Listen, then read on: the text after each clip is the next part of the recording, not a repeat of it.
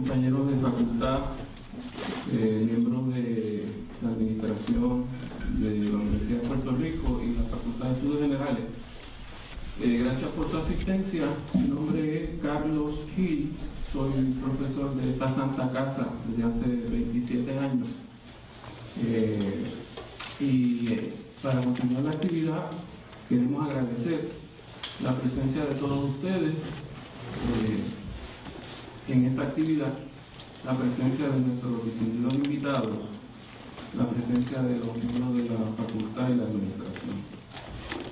En el día de hoy vamos a hacer una presentación de un libro. Las presentaciones de libros se realizan cuando un grupo de compañeros en un área determinada del saber quieren dar a conocer una obra que recién se publica. Eso hemos querido hacer un grupo de personas que hemos estado de cerca con la obra de este autor, de que vamos a hablar ya mismo un poco más a fondo, con su obra recién publicada, Aurópolis. ¿Qué es Aurópolis? En términos muy generales, Aurópolis, este libro que presentamos hoy, Aurópolis, es una propuesta para que las personas ricas, las corporaciones ricas, le den de su riqueza a las personas más pobres.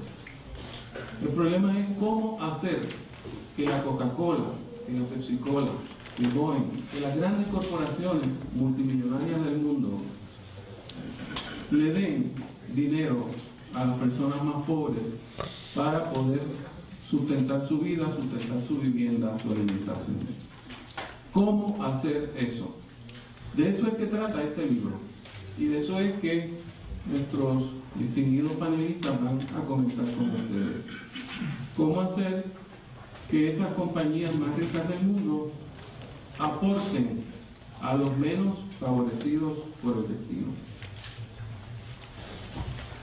En cuanto al autor, se trata de un distinguido y querido compañero de esta facultad, el doctor Orlando de la Rosa, quien en esta obra sigue un trazo de varias obras anteriores con las que nos ha tratado de ir explicando cómo es posible hacer una distribución más justa de las riquezas del mundo con los medios de que disponemos hoy, y cómo es posible hacer un mundo más humano donde poder vivir.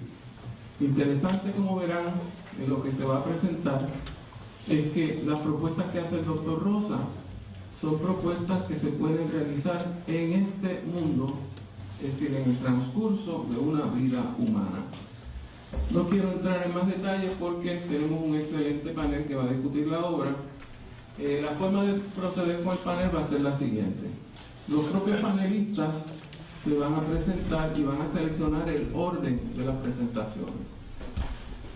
Acto seguido, tan pronto uno de los panelistas termine, los demás panelistas van a poder reaccionar a esa ponencia y también el público, ustedes, va a poder reaccionar.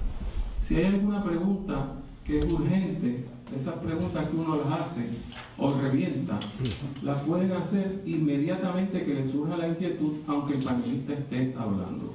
Es decir, hemos acordado que no va a haber molestia porque se intervenga, al contrario, nos van a ayudar mucho a ver por dónde van los tiros en la presentación. Así que, sin más preámbulos, compañeros del panel, el que desee comenzar, así podrá hacerlo y, por favor, proceda a darnos algunos datos suyos para que la audiencia los conozca más. Buenos días, compañeros, compañeras, miembros del panel, Orlando. Mi nombre es Heriberto López. Yo estuve sentado ahí donde están ustedes sentados hace 42 años. Así que para mí ha sido maravilloso regresar a este lugar y recordar que yo un día fui joven como ustedes y que la Universidad de Puerto Rico cambió mi forma de ver la vida y de entenderme a mí mismo. Así que no tenía idea de la de felicidad y alegría que me ha dado estar aquí de nuevo, profesor. Quiero agradecerle la invitación a presentar su libro. El doctor de la Rosa Tirado nos ha bendecido con esta obra que se llama Aurópolis. Y inmediatamente que yo leo un libro, me empiezo a preguntar por qué ese título, ¿verdad? Y viene dos palabras. Aurora, la aurora, que es cuando la noche está en su momento más tenebroso y sale el sol por primera vez, esa es la aurora. Y de la primera se sabe que las tinieblas de la noche han caído, han sido vencidas. Y otra palabra en griego, polis, que significa ciudad. Y esto es una propuesta de esperanza, una propuesta para construir un mundo mejor en las áreas urbanas. El libro tiene 3 partes y a mí me interesa mirar las 3 partes. El libro tiene como objetivo eso mismo, la creación de una ciudad donde se pueda vivir con calidad, un mundo alternativo, un mundo donde se responda al reclamo de los y las indignadas de nuestro tiempo, que han hecho un reclamo enorme, un mundo que responda a los grandes desafíos que tenemos en el presente. Si ustedes leen la prensa, yo espero que sí, con todos sus teléfonos celulares que ustedes tienen en El País, lean el New York Times, lean las noticias de Alemania, Deutsche Welle, y así la jornada, la UNAM, y tantos medios de prensa, ustedes se dan cuenta que nosotros vivimos en un mundo amenazado por la pobreza, la destrucción ecológica, el problema armamentista. Todavía hay miles de armas nucleares apuntando para matarnos a cada uno de nosotros 1000 veces, aunque con una sola muerte baja.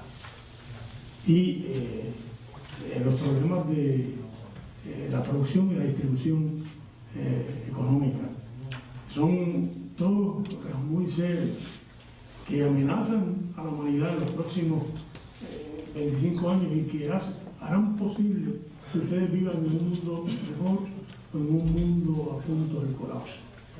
Y hablo de ustedes por una razón, porque muy seguramente en 30 años la fecha es mejor que la tecnología, pero me gustaría que mi nieta, que se llama Aurora, pueda estar en un mundo mejor del que yo he estado como abuelo. El libro se divide, tiene 3 partes. Ni la primera titula Caridad, Capitalismo y Filantropía. Y realmente lo que es una historia de las tradiciones, del concepto de solidaridad y derechos sociales en Occidente.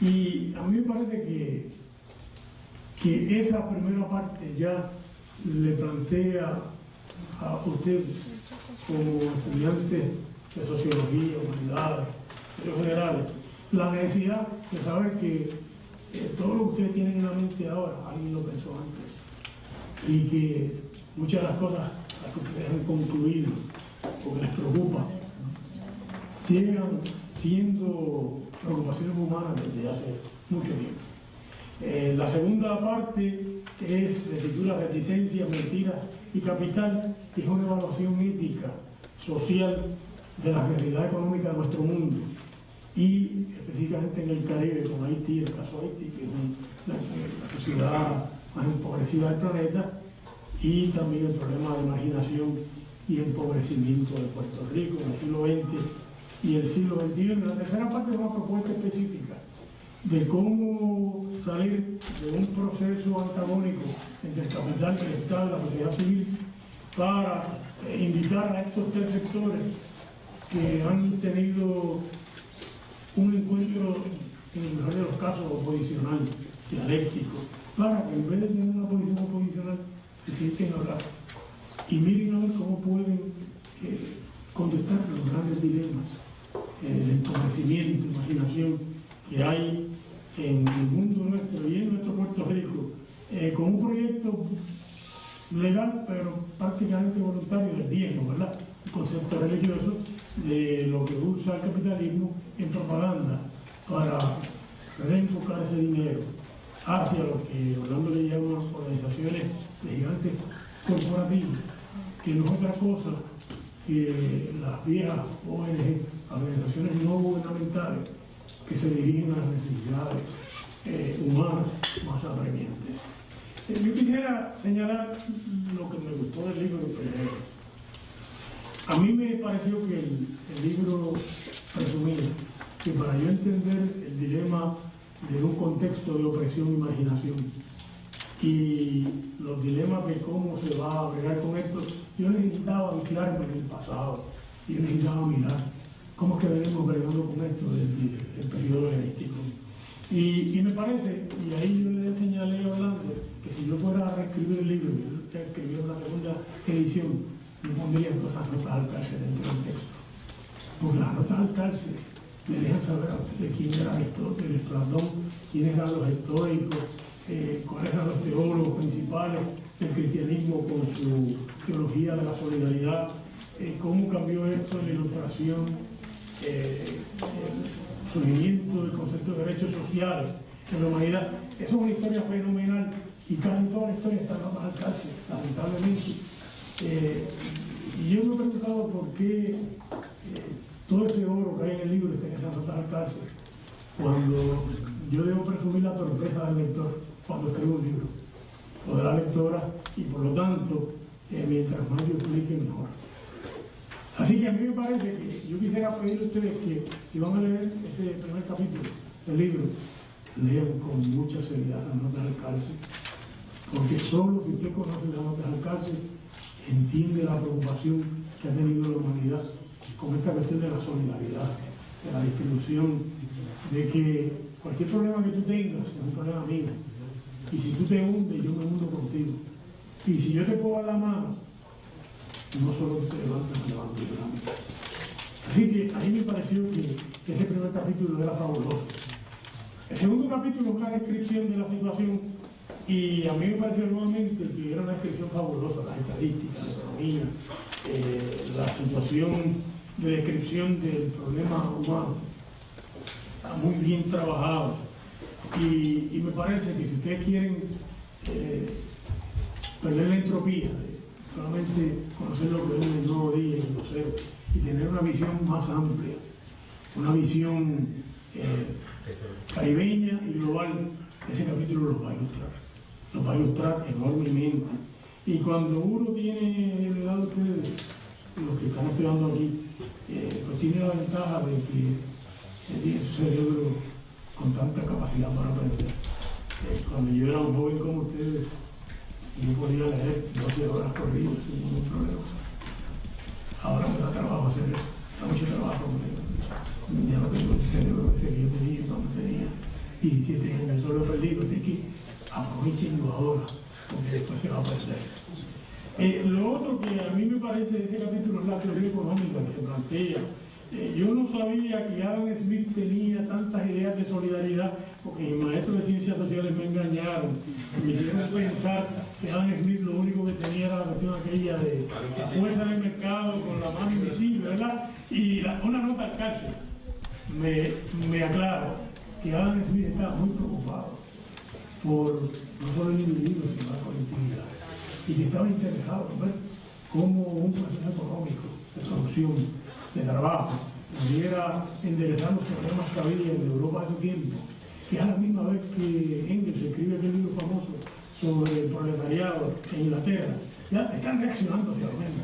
Uno lo está escribiendo y el otro está tratando de darle un remedio. Claro que no le dio el mejor remedio, porque cuando usted mira una enfermedad por primera vez, sabe que es con ella. Pero la cosa sigue por ahí a Pareto, y la teoría de Pareto sobre el 80% y el 20% de cómo distribuir riqueza y cómo empieza el paradigma de la distribución y por lo tanto las ciencias sociales y la economía como un remedio del problema de la marginación, hasta llegar a estos tiempos. Así que a mí me pareció Samuelson, etc.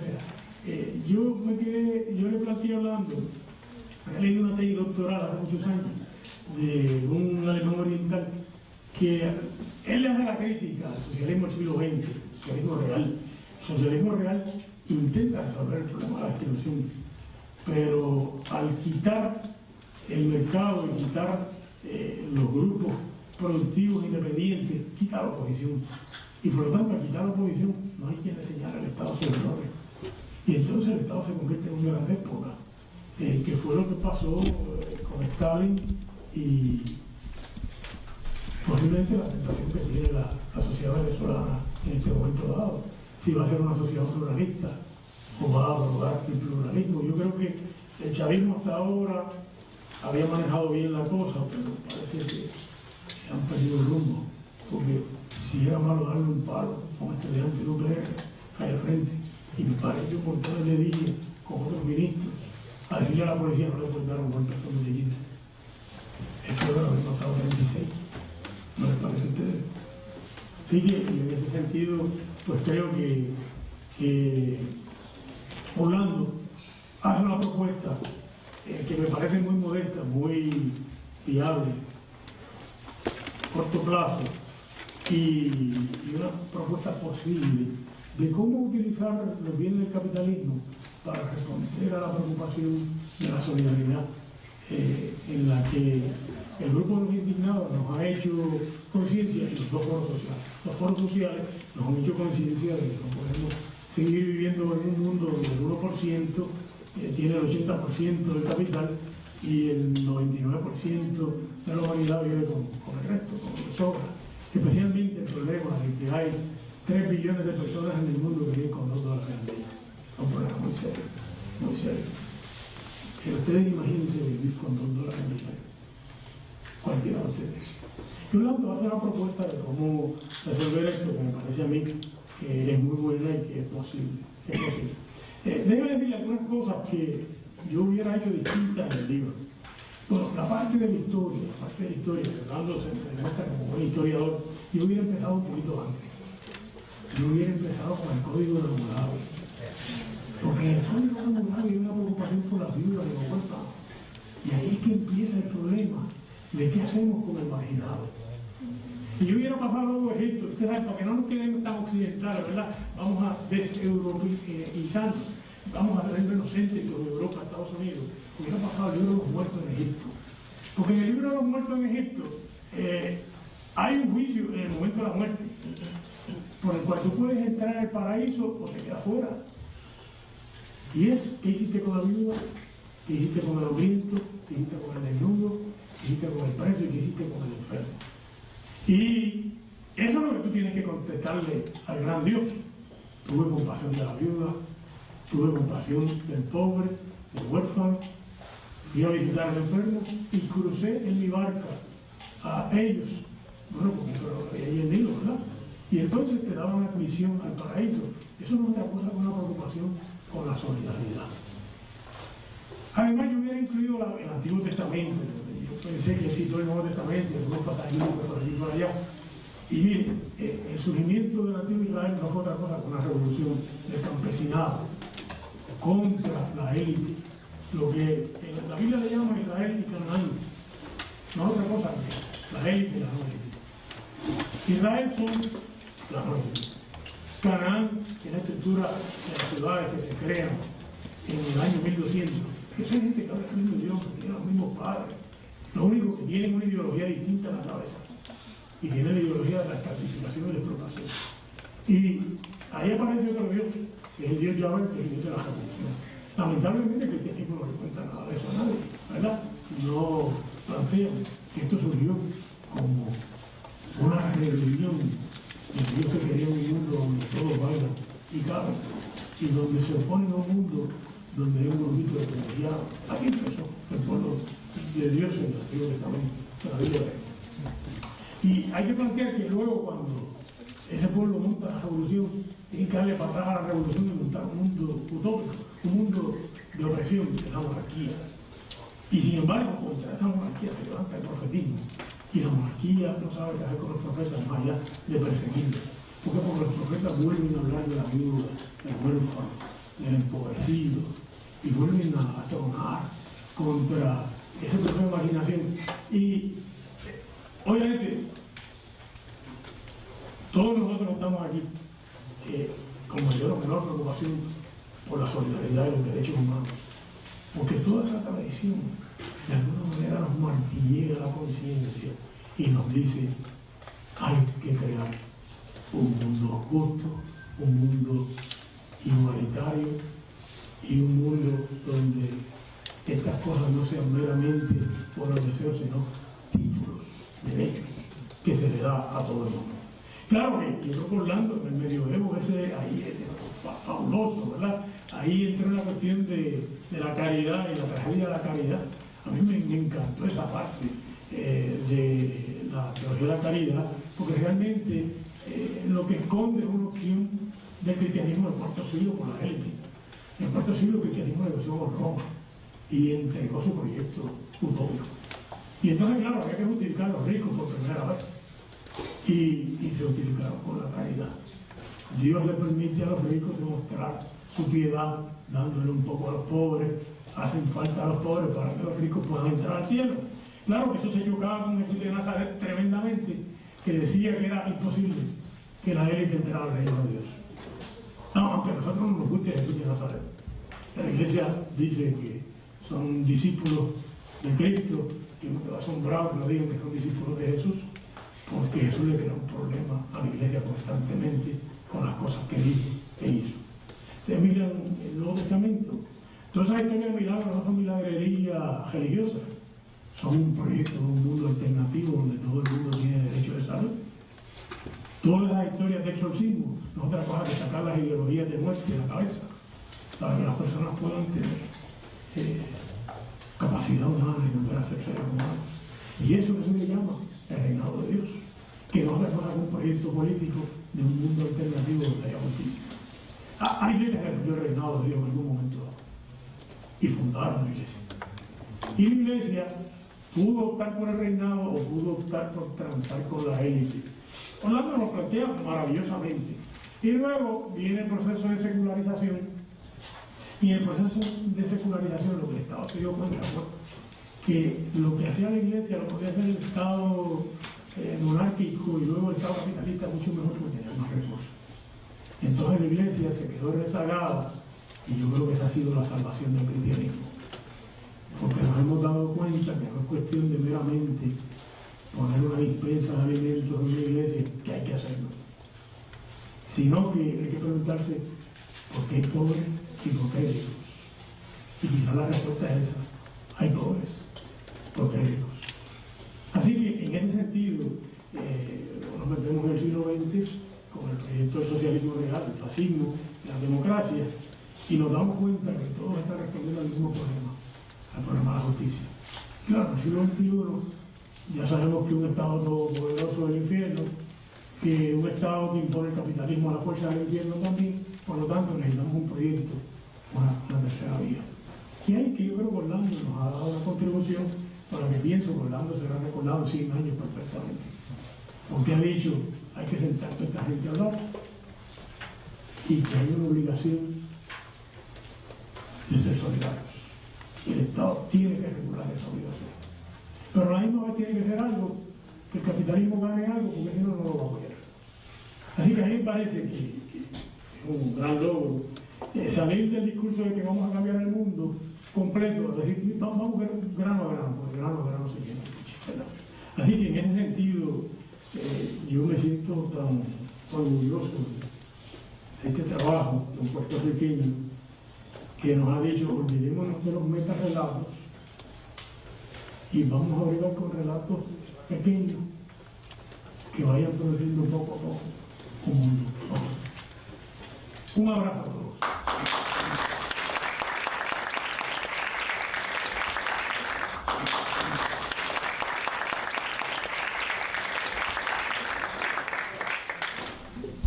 Buenos días a todos, un privilegio estar aquí compartiendo con ustedes y siéntanse en libertad en cualquier momento que quieran hacer una pregunta e interrumpir, para eso es que estamos aquí todos, ¿saben? Y que no se queden tan silentes, sino vamos a hacer esto de pasivo, que sea un diálogo interactivo entre todos nosotros. Después de esta ponencia del pastor y abogado, compañero abogado, me toca a mí. Mi nombre es Carmen Castro Villanueva y yo voy a hacer un acercamiento al libro desde la perspectiva de lo que ha sido mi trasfondo jurídico, ¿verdad? Y también desde la perspectiva de unas experiencias de vida que yo he tenido, ¿verdad? Con una de los componentes del libro de nuestro querido amigo, el doctor Orlando de la Rosa. El libro yo lo tuve que leer 3 veces.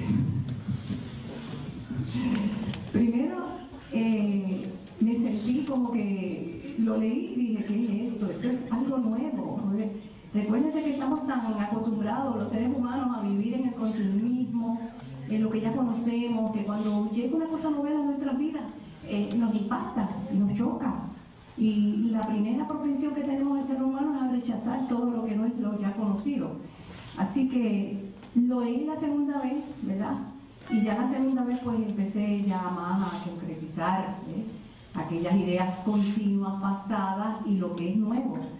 El libro habla de una utopía, pero es una utopía que es posible en esta vida humana, como dijo el profesor Gil, es una actividad de una vida humana. Cuando leemos el libro, obviamente después de todo ese trasfondo que ha hecho histórico el pastor, y que yo no voy a entrar, uno va entrando en la conciencia de que la filantropía tiene siglos y siglos y siglos de establecida en el ser humano, y que de alguna manera ahora en el siglo XXI todavía es un concepto amorfo, confuso, inconexo, y todavía el ser humano no sabe qué hacer con la filantropía.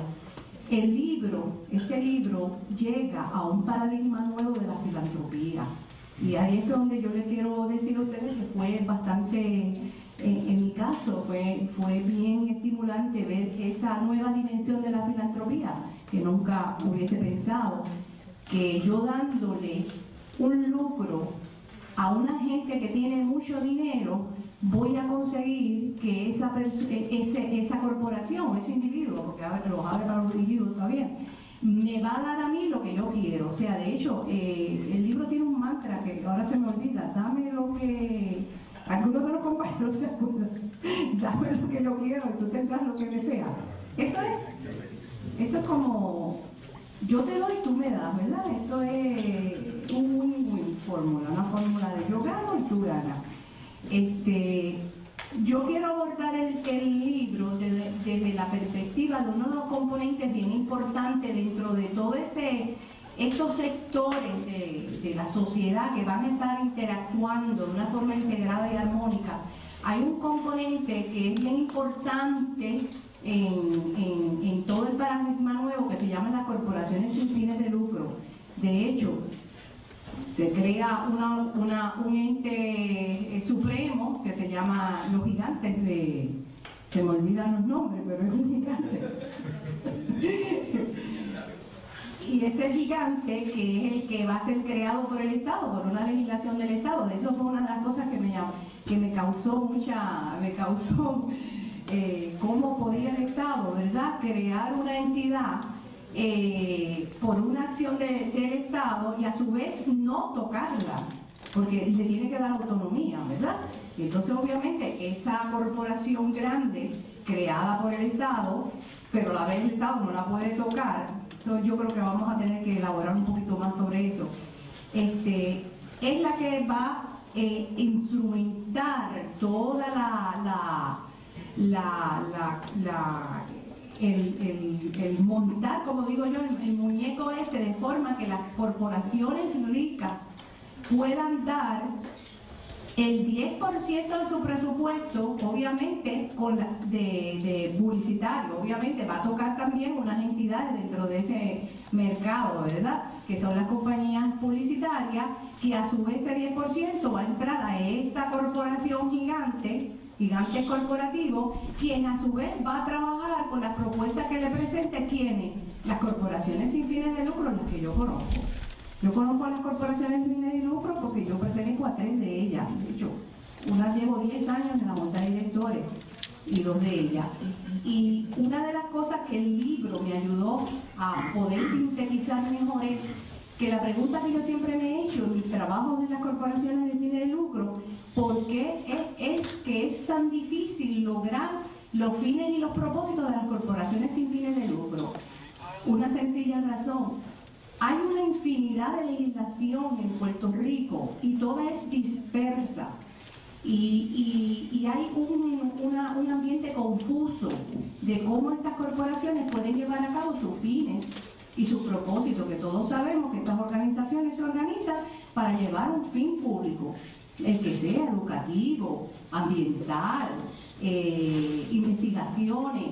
Estas corporaciones, como ustedes saben, si no, pues lo voy a repetir, es una corporación que las certifica y las autoriza y las crea el Estado, ¿verdad? Se tienen que registrar en el Departamento de Estado y obviamente tienen unos requisitos, no pueden emitir capital y los ingresos no se pueden distribuir entre los miembros, los que participamos ahí adentro. Esos ingresos no pueden ser distribuidos. Eso no quiere decir que a los miembros se les compensen con alguna retribución, ¿verdad?, por el trabajo que estén haciendo, si hay unos gastos, obviamente. Pero el ambiente legislativo, que es el que yo conozco, el ambiente regulatorio, es un ambiente que está completamente confuso con las corporaciones de fines de lucro.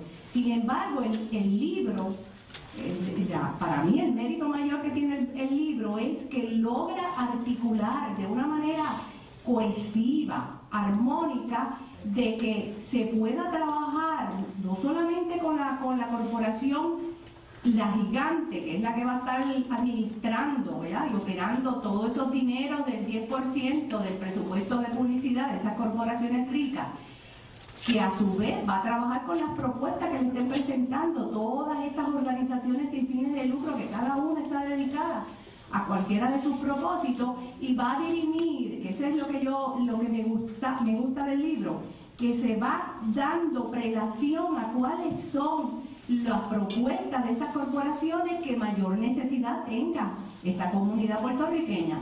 Un ejemplo vivo de lo que yo les estoy hablando: yo soy en una organización de una comunidad pobrísima de Puerto Rico, en Loíza, se llama Villa Cañona 1 y Villa Cañona 2, y cuando hemos estado, obviamente yo ayudé a incorporar la corporación sin fines de lucro, obtuvimos la exención contributiva del Estado, pero con esa legislación tan dispersa que hay, por un lado está la ley de donativos legislativos, que nadie entiende cómo es esa legislación, ¿verdad?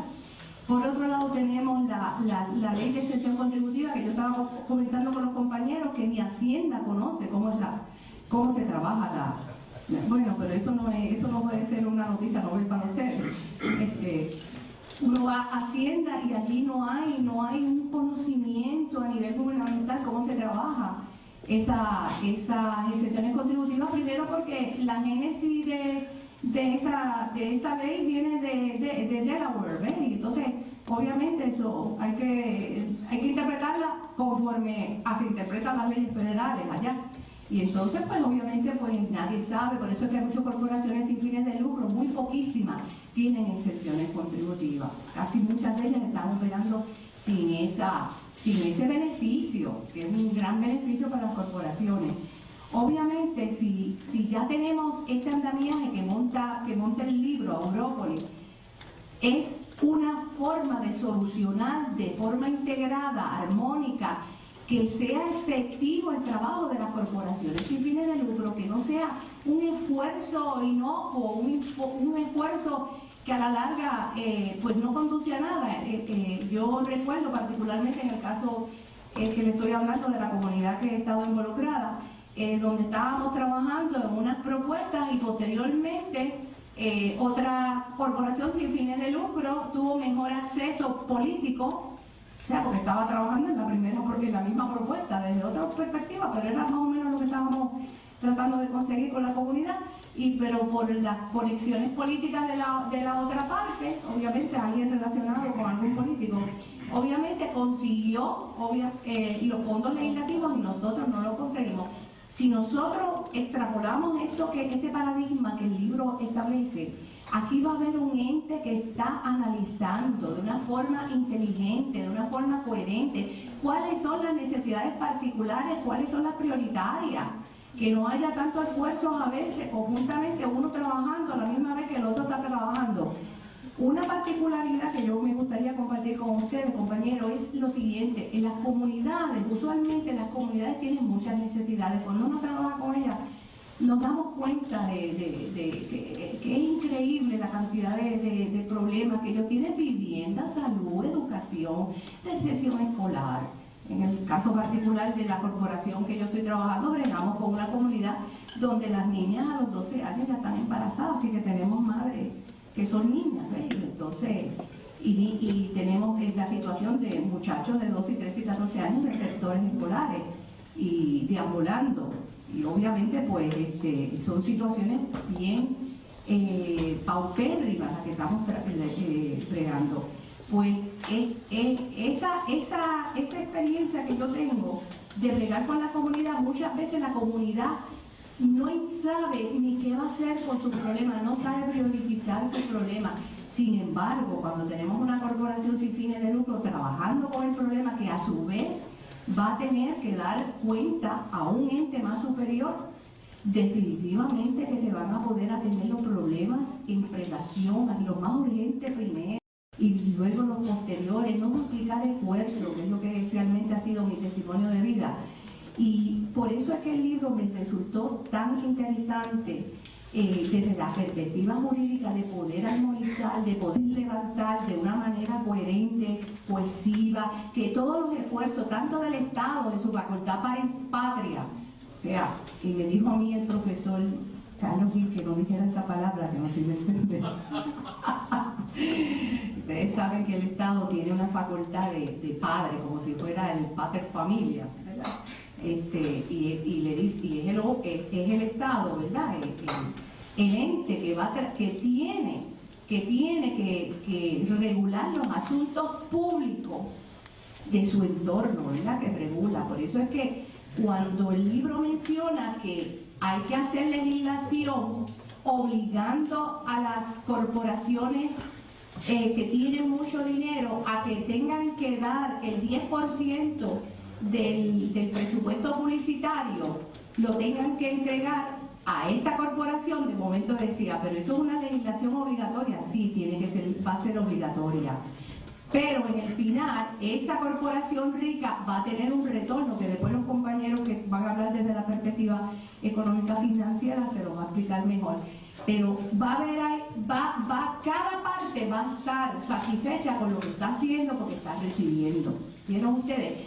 Y ese es el paradigma que rompe, como dice el profesor de la Rosa, que dice que rompe con la mentira, la reticencia, o sea, esa falsedad de que estoy dando, pero estoy dando porque soy altruista, porque soy piadoso, porque soy compasivo, y estoy dando.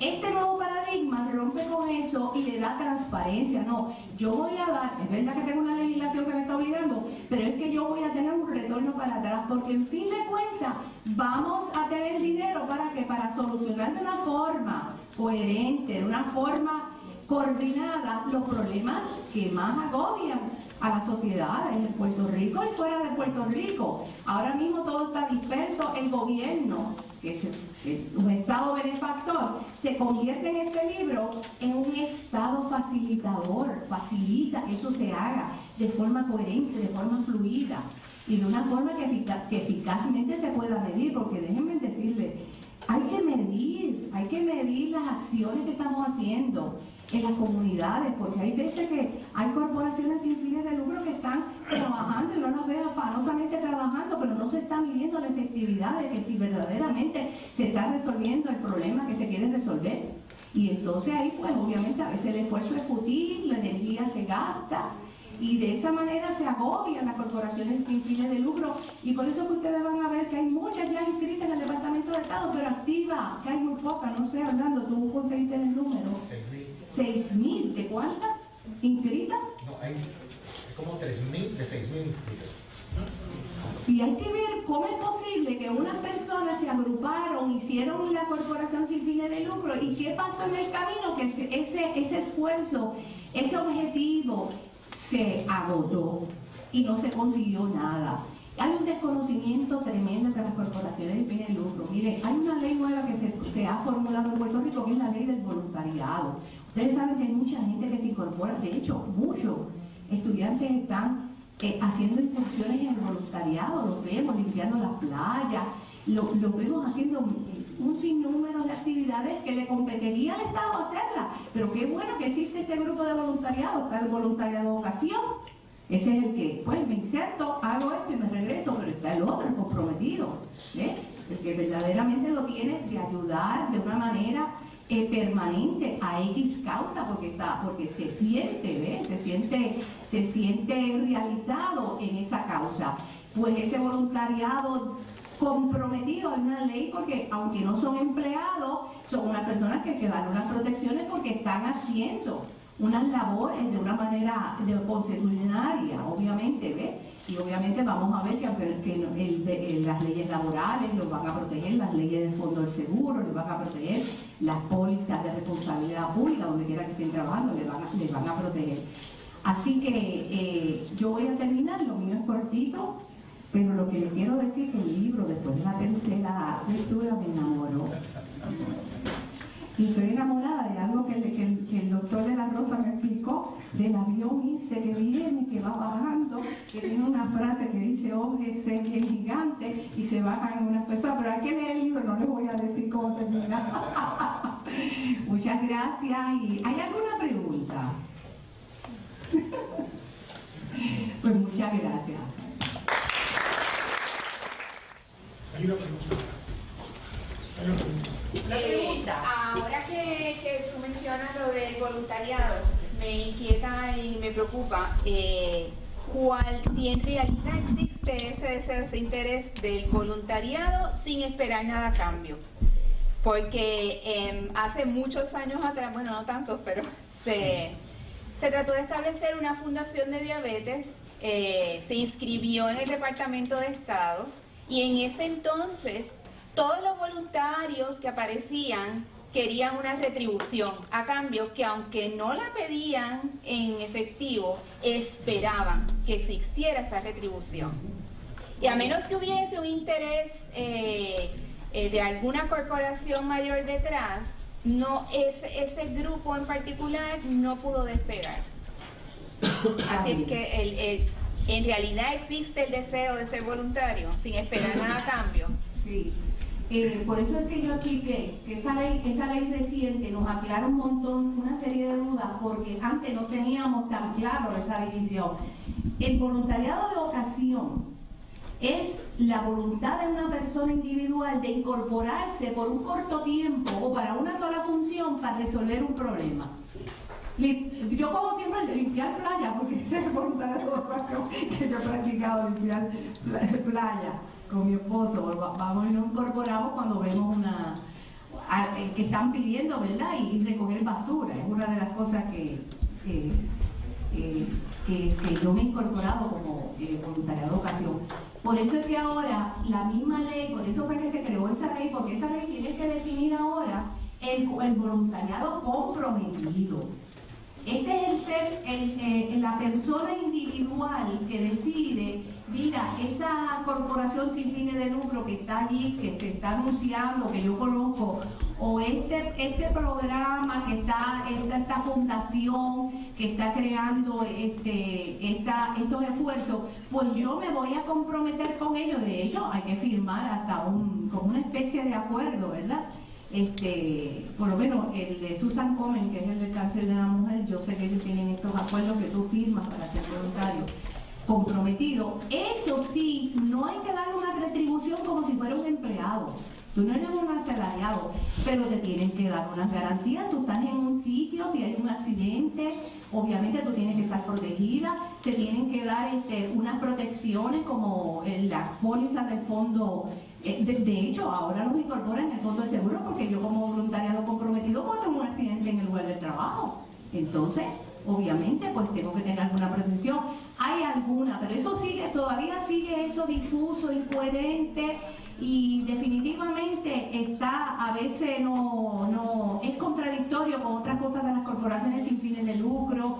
Y eso es lo que yo le estoy tratando de decir con el libro, que el libro articula le da este paradigma de la filantropía ahora, toma todos los sectores para que toda una forma organizada y estructurada trabaje con la filantropía de una manera, ¿verdad?, que sea una manera efectiva, que es lo que queremos hacer, no es ese esfuerzo difuso que no llega a ninguna parte de tantas personas que sabemos que puertorriqueños por naturaleza, ustedes lo saben, nosotros con el ay bendito ese nosotros queremos ayudar a todo el mundo en el camino, ¿verdad? Así que me parece que el libro nos ayudaría a integrar todas esas legislaciones difusas. ¿Alguna otra preguntita? Bueno, gracias. Aquí, hágale una pregunta. Usted comenzó su presentación hablando de que se va a crear una corporación sin fines de lucro, donde el resto de las corporaciones, ¿verdad?, van a dar un 10% a esa corporación sin fines de lucro, que según lo que usted dijo está creada por el Estado, pero que no puede ser, el Estado no la va a tocar, y aclaró que hay que explicar eso más detallado, porque ambos sabemos que se están omitiendo detalles de ese comentario.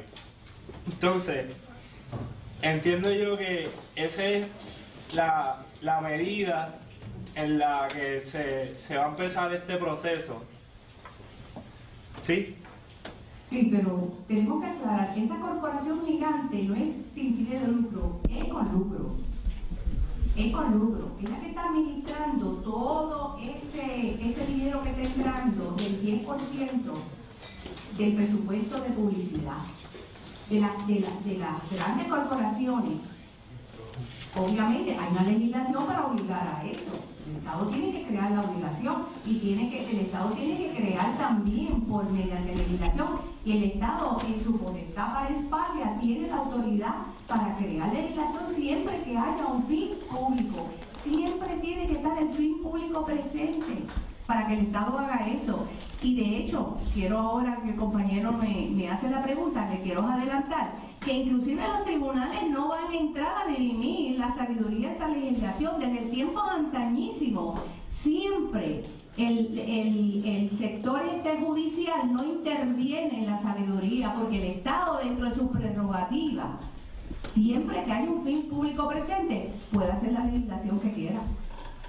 Siempre que adelante el fin público, acuérdense. O sea, no puede ser un fin caprichoso, un fin arbitrario. Se tiene que dar el fin público, pero fin público ustedes saben que es una palabra que puede abarcar tantas cosas en el fin público. De hecho, ¿de dónde es que nace la potestad del Estado de expropiarme mi propiedad? La propiedad, que es el derecho patrimonial más grande y más sagrado desde el tiempo de Roma.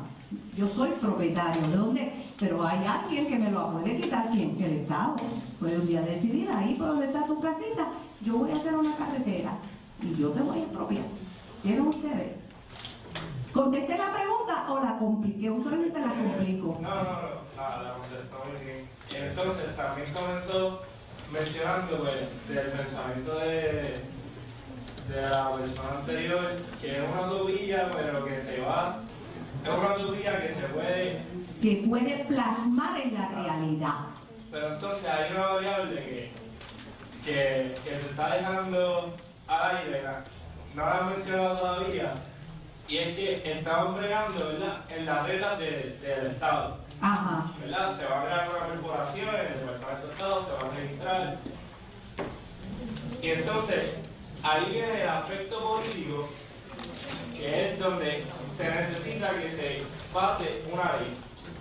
Y ahí entra la variable corrupción, tiene que haber un interés detrás de eso, y ahí es donde se empieza a anular esa idea del profesor, y pues ahí es donde hay que empezar a batallar. Sí, correcto. Muy buen comentario, muy buen comentario. El problema político actual y pasado que hemos tenido, ¿verdad? Es siempre cierta corrupción gubernamental, y obviamente pues con eso hay que trabajar. Por eso que le dije que el libro seguirlo, este paradigma hay que seguirlo afinando y definiéndolo. ¿Ok? Gracias.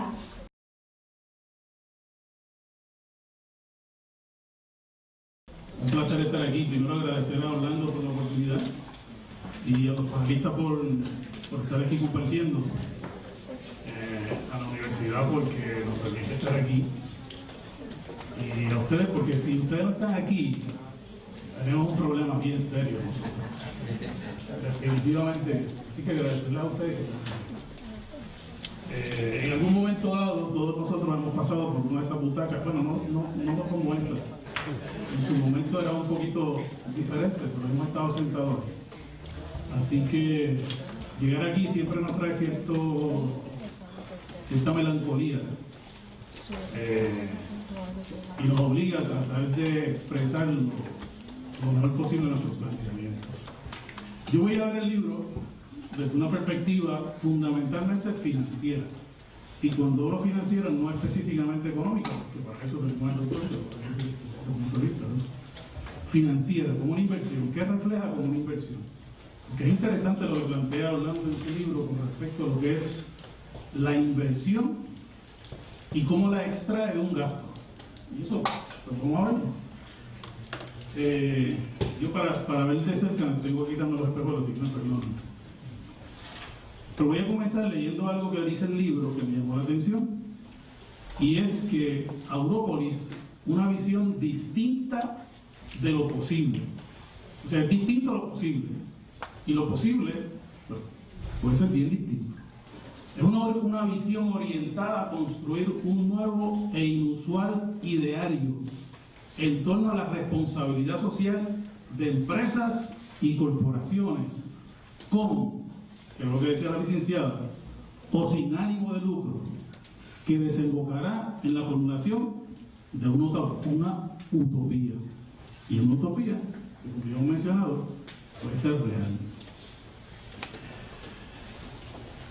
Con lo que se propone en este libro, pues básicamente sustraer los profundos e inexplicables abismos de la realidad. Eso está en la página 20 del libro. ¿Okay?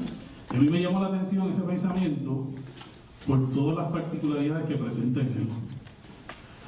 También la obra postula la necesidad de un profundo replanteamiento filosófico, pero también conductual. Me llama la atención conductual porque en muchas de las áreas de los estudios recientemente, y en eso podemos hablar de la finanza, el aspecto conductual se ha traído y se ha discutido significativamente, porque da un cambio total a lo que ha sido el marco teórico de las finanzas durante los últimos 30, 40, 50 años. Y ese enfoque conductual ha modificado el comportamiento, ha evidenciado cómo los financieros, la gente que se dedica a inversiones, toma decisiones. Y toma decisiones no solamente con los modelos conocidos, sino que toma decisiones también con el corazón, con el sentimiento, con las experiencias que tiene. Y ese particular añade una visión diferente a los modelos clásicos que siempre hemos tenido en el área de la finanza. Desde esa perspectiva me llama la atención en particular la presentación que hace el escritor del libro, y sobre todo en la parte financiera. La estructura organizacional presentada por la OGC exhibe un enfoque diferente, relocalizando un gasto o parte de un gasto como una inversión, porque se enfoca en un 10% del gasto de publicidad. Cuando la empresa presenta un gasto dentro de su estado financiero o presenta un presupuesto de gasto, sabe que lo gasta y sabe que esos gastos generalmente no tienen un retorno, ¿verdad? Porque no es una inversión, a diferencia de la inversión. La inversión tiene un retorno. Es decir, yo invierto $10 y quiero que el banco me pague, bueno, están los bancos hoy día pagan menos del 1%, así que estarían pagando una miseria, pero algo van a pagar, ¿verdad? Algo van a pagar. Así que desde esa perspectiva es curioso, porque estoy cambiando un modelo. Estoy diciendo, no consideres la totalidad del gasto de publicidad como gasto, considera una porción como inversión. Y si es como inversión va a tener un retorno. La compañía normalmente, para financiar sus inversiones en activos, obtiene lo que se conoce como los flujos de efectivo, ¿verdad? El cash flow que necesita la empresa.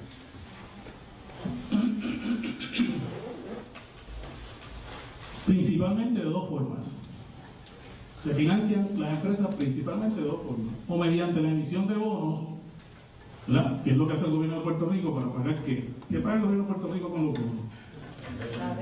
Las nóminas que tiene. Y entonces, ¿qué pasa? Con un financiamiento a largo plazo, cubre una deuda que a corto plazo, y eso es totalmente ilógico. Pero, ¿qué no se da en el gobierno de Puerto Rico que sea ilógico? Es otro tema que podemos discutir luego. Quiero hacer un comentario sobre la finanzas de Puerto Rico. No sé si vieron recientemente, o se habían enterado, porque yo me había enterado bastante tiempo atrás, y no pasa cualquier ver el periódico, que a Arecibo hicieron un water park, parque de diversión acuático, ¿no? En castellano. Se lo habían promocionado también, que aparentemente no había salido a relución, no se ve por los canales, mucha gente me imagino que está escuchando por primera vez. El costo de hacer el parque fue 1.7 millones de dólares. El costo de mantenerlo todos los meses son $25,000. ¿Cuánto genera el parque todos los meses? Menos de $17,000. El problema de esto es que se está pensando en hacer más inversiones para expandirlo. Pero nada, me imagino que hacer un poco, ¿verdad? Un comentario jocoso ante la discusión, y pues quería traer la evaluación que tenemos un gran problema estructural, y también quiero expandir esto. Bueno, me imagino que la discusión partió de un supuesto de que hay un problema, pero obviamente entre el problema y la solución. Mucha gente diría, pues, no hay problema, está todo bien. Yo doy ese, y discúlpame que me promete mi comentario, al panel y todo, me disculpo, mi nombre es Pedro Torres, para introducción probablemente. Pero yo doy el que la persona niegue que esto es un problema evidente a dos cosas. Por lo menos que ya tomo la perspectiva de Puerto Rico. Uno de ellos es la interacción de grupos sociales. Aquí en Puerto Rico, las sociedades marginadas pues pertenecen, digamos, cuando yo estoy en mi casa y veo algo a través de la ventana bastante lejos que no se lo puedo utilizar, no interactúo con él. Me refiero a que la población que se mueve a diario a través de las vías de rodaje o la transportación pública es una interacción mínima. Puerto Rico no es un sistema de transportación público, ¿verdad? No hay un casco urbano donde las personas caminen por la calle. De hecho, me preocupa que incluso la tasa de participación laboral de Puerto Rico, el último registro que han dado es 36%. Según el Banco Mundial, los únicos países que tienen una tasa de participación menor que la de Puerto Rico, tomándose las personas mayores de 15 años que están legalmente y capacitadamente para trabajar, pues debajo de Puerto Rico encontramos a Irak, Bosnia y Palestina. Tenemos un problema serio. ¿Qué sucede de esto? Una persona diría, pues yo tengo mi carro, tengo mi casa, no me molesta. El problema es que en Puerto Rico este 36% está manteniendo el país, ¿no? Y seguido de esto, cuando hablamos de crear empleos, imagínense una tasa de participación laboral del 50%. El país simplemente colapsaría. Una población que se tiene que desplazar todos los días en las vías de rodaje mediante su automóvil. Es decir, tenemos un 36% desplazándose y los que viven en Cabo de Bayamón, imagino el dolor de cabeza que tendrían todos los días. Imagínense, si aumentamos son un 50% de la población.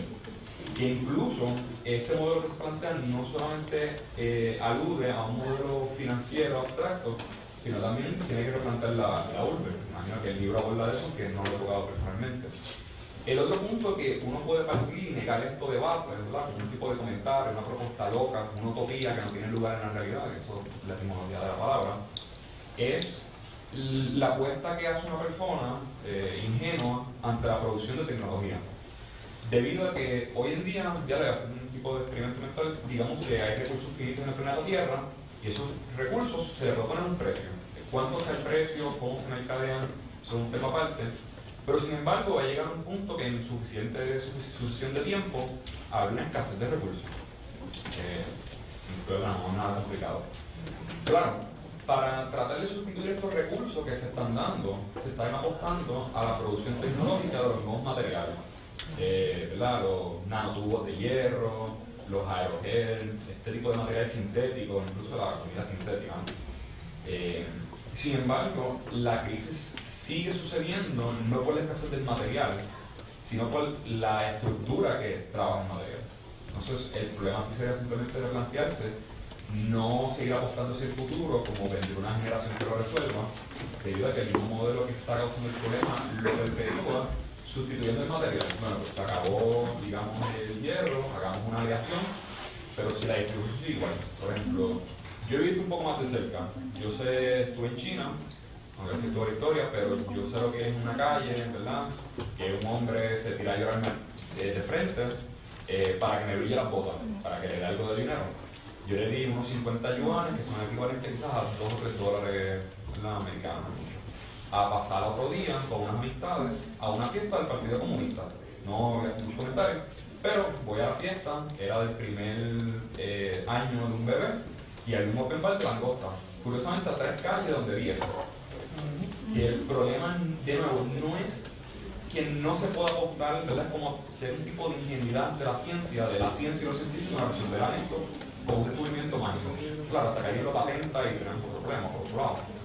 Pero el problema es la distribución de la materia, incluso se perpetúa ante lo que uno gasta su dinero. El dinero es poder, y eso es lo que estamos hablando aquí, de cómo replantear el gasto de dinero. Curiosamente, hace tiempo, y lo digo para que lo busquen, Bill Gates había propuesto que se haga un impuesto no ante la ganancia, sino ante el gasto de una empresa. Que tenga que pagar un tipo de surplus ante el gasto de una empresa, una inversión muy similar al pensamiento de Rosado, que en este caso saluda a la Roma. Nada, varios comentarios y disculpen que me robo. Si alguien quiere mencionar el comentario, yo creo que es un buen planteamiento. Y me parece que el concepto del libro, en ciertas particularidades, atiende tu preocupación. Que no es solamente tu preocupación, yo creo que es preocupación de muchos de nosotros. Quizás no la exponemos, pero es nuestra preocupación. Volviendo entonces a la parte donde estaba en el aspecto financiero, y estoy tocando esto desde la perspectiva financiera corporativa. Porque obviamente se van a constituir unas corporaciones y van a afectar a unas corporaciones que tienen un fin de lucro predeterminado. El producto de estas fuentes de financiamiento, y hablamos de fuentes de financiamiento que fueron probablemente lo que yo recibo cuando vendo los bonos y lo que recibo cuando vendo las acciones. Las empresas lo utilizan para afectar su sección de activos, es decir, lo que van a hacer, los proyectos que tienen, lo que tienen, cómo lo desarrollan, cómo lo van a mejorar.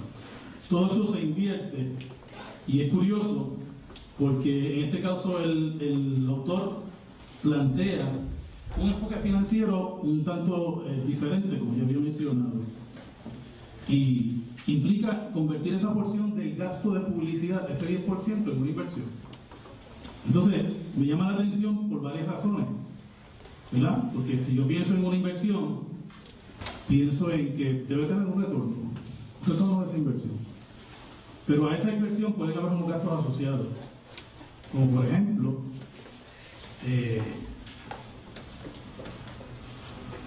levantar esos fondos, emitir la deuda, emitir las acciones, tiene un costo para la empresa. Y ese costo para la empresa, fundamentalmente, mediante este nuevo modelo, se lo está economizando.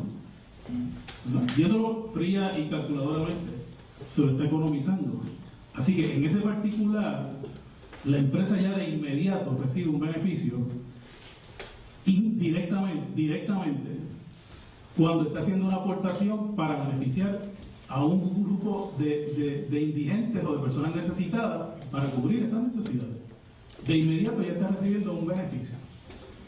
Otro particular, algo que me llamó también la atención, es que con el 10% de inversión de un gasto, y un gasto, cuando la empresa lo ve como que no es recuperable, ¿verdad? No es recuperable, pues lo va a gastar. Puede gastar más, puede gastar menos, pero lo va a gastar. Y ya lo tiene presupuestado.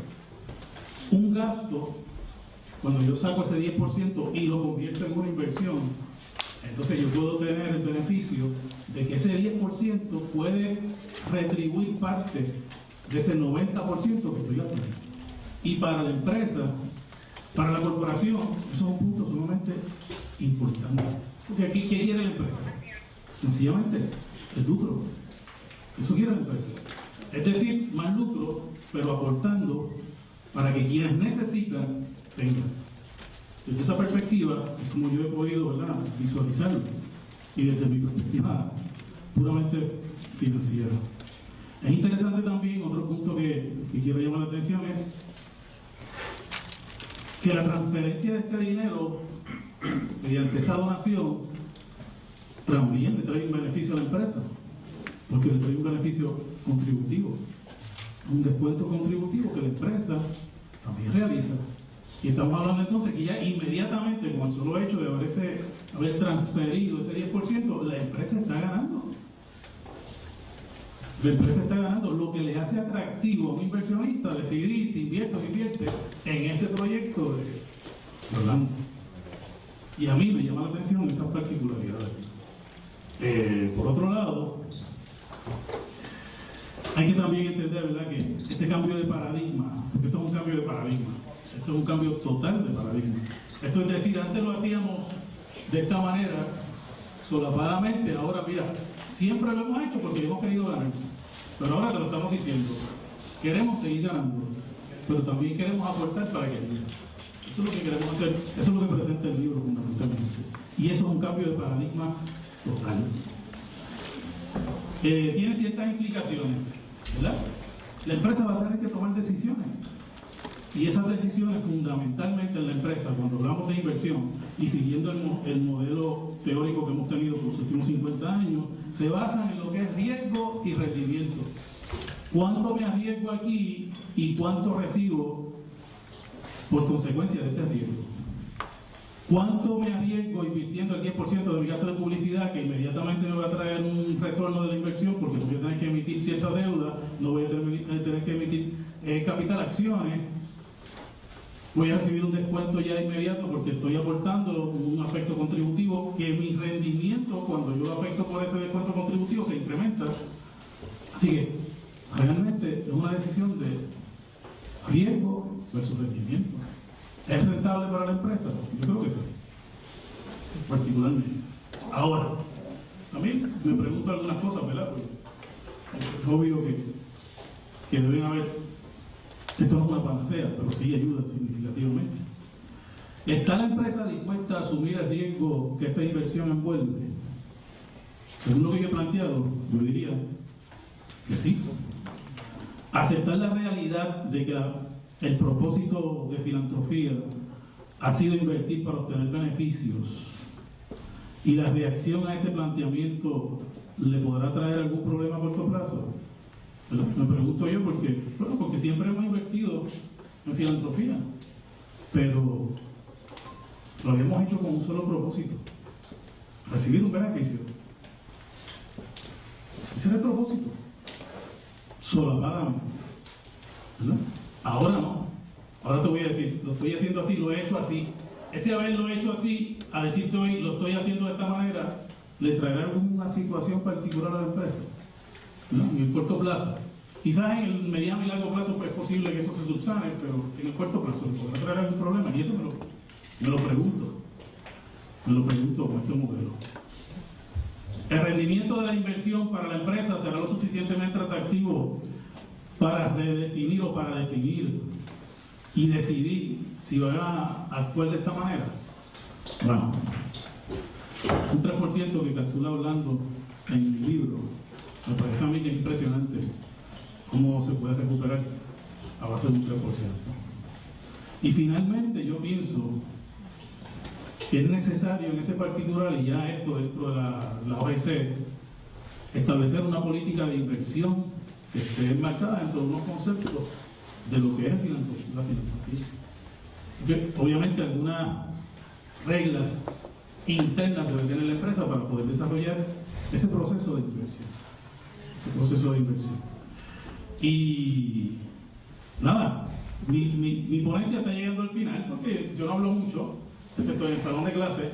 Aquí pues no hablo mucho porque hay otros compañeros también que van a terminar su ponencia, pero en este momento yo recabo la indulgencia del autor para hacer mía una de sus citas que expresó allí en el libro, ¿verdad?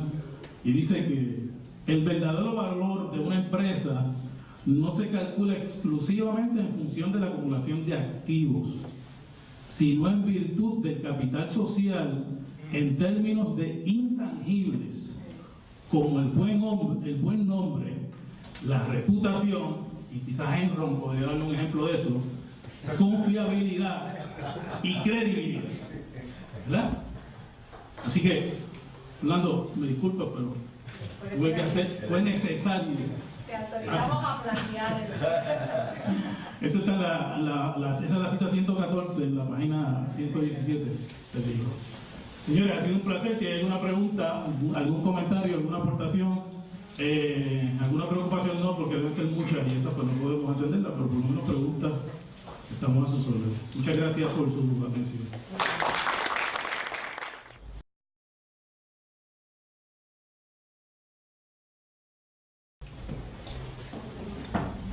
Buenos días a todos y a todas.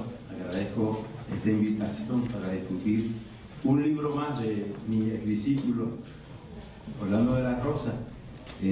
Ya su producción intelectual está alcanzando un nivel realmente impresionante y a todos nos atrae a discusiones sobre su pensamiento, y ya es una dinámica que hemos venido desarrollando por varios años, y cada día los retos intelectuales que nos plantea Orlando son mayores y mayores.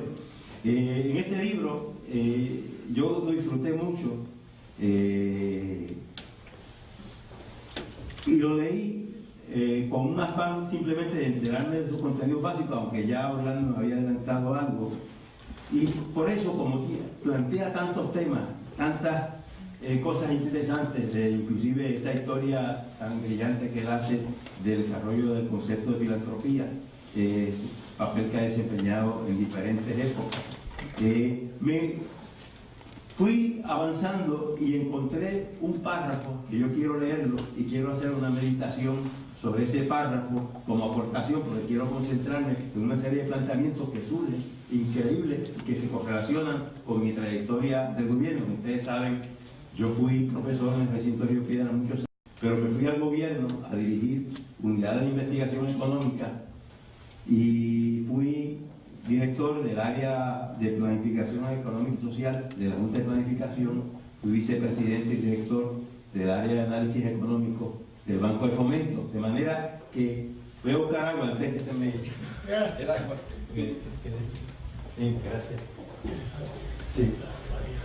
Y lo que Orlando plantea en este párrafo que yo voy a leer tiene una gran correlación con lo que yo viví y podría decir que sufrí como director de áreas de pensamiento económico, pensando que al yo trasladarme de la universidad al gobierno, yo iba a llevar el concepto científico, la aportación de la ciencia económica, de la sociología, del análisis psicológico, todo para influir sobre los procesos de decisión en el gobierno, tomar decisiones apropiadas, haciendo un triángulo, ¿no?, en que aparece la ciencia, pensamiento teórico, aparece la investigación y aparece entonces la política económica fundada en un elemento que va en una especie de triángulo interactivo, ¿no? La teoría nutre la investigación nutre la política pública, las experiencias de la política pública refuerzan o refutan las teorías económicas, y la investigación entonces sirve para iluminar tanto la investigación teórica como la ejecución práctica de política económica, política social. Yo voy a concentrarme en lo económico porque es mi campo. Y entonces tendríamos una especie, Orlando le gusta el concepto de utopía y desarrollarlo, pero yo digo a Orlando que sus utopías son realizables, son prácticas, son elementos, son más bien ideas generales, conceptos de transformación vinculados con la realidad, donde esos elementos vinculantes son claros y definidos, y eso se encarga Orlando en sus trabajos de demostrarlo. No es una utopía despegada de realidad, sino una utopía cercana y siempre usando los instrumentos de transformación que son necesarios, pero componentes reales. Dice Orlando, en este párrafo, aparece en la página 154 de la tercera sección del libro, la tercera parte, publicidad, político y Európolis.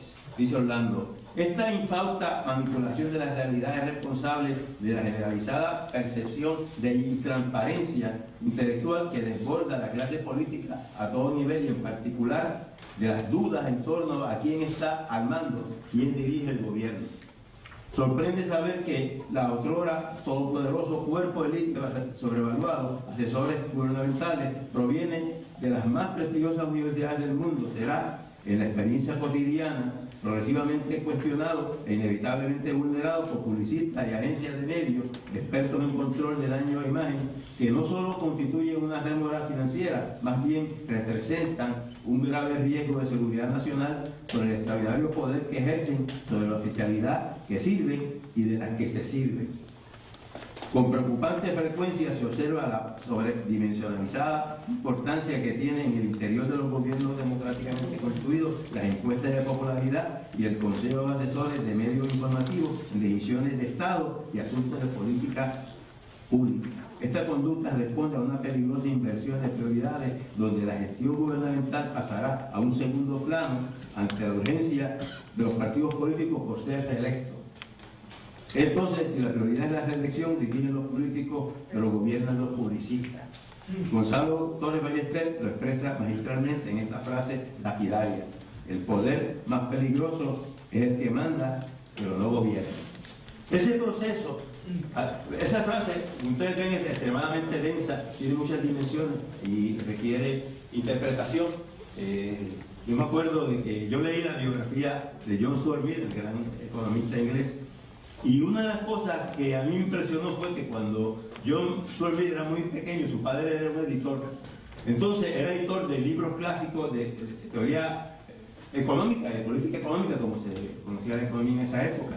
Y entonces la función que le asignaba el padre de John Stuart Mill a su pequeño hijo, un genio de unas proporciones increíbles, era que él resumía en una nota que se ponía al margen de la página lo que decía el párrafo completo. Aquí yo no puedo hacer eso porque lo que dice Orlando está increíblemente complejo, que yo tengo que más bien expandir y más que una nota sintética, es decir, la experiencia. Eso que dice Orlando ahí es una realidad contundente.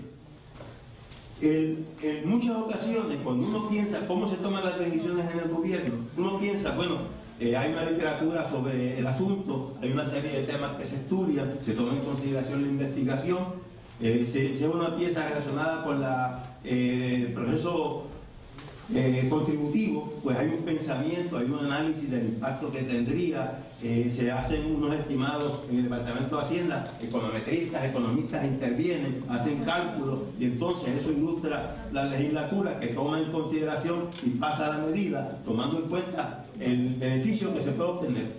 Digamos, si es un arbitrio al cigarrillo, pues uno tiene que calcular en qué medida la elasticidad de la demanda del cigarrillo puede ser que el arbitrio añada un costo que lo que haga es que se retiran personas del consumo y baja el recaudo, que sería la medida inteligente.